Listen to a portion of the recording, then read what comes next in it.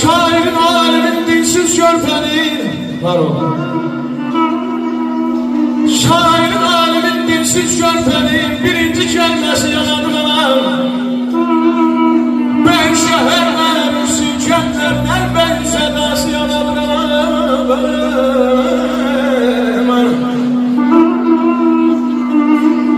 Kız geldi hayal yanadan alır. Var o seni dinlemek çalır. Kız geldi hayal yanadan alır. Bozulmaz hayal yanadan alır. Aynen Allah güneşler yanadan alır. Hayatın neşesi yanadan alır.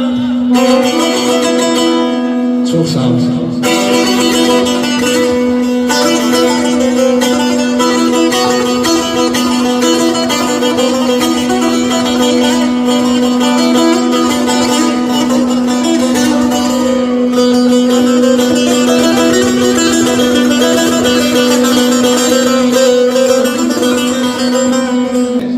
Qeybət eləmirəm, söz gəzdirmirəm.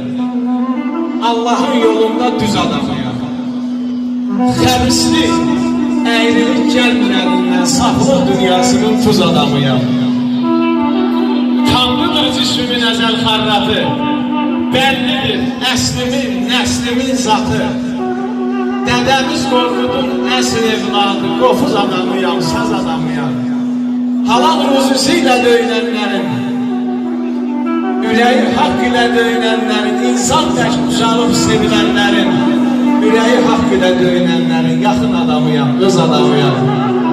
Furqaniyəm, nəfsim gözüm tox şükür, qara bir əməlim işim yox şükür.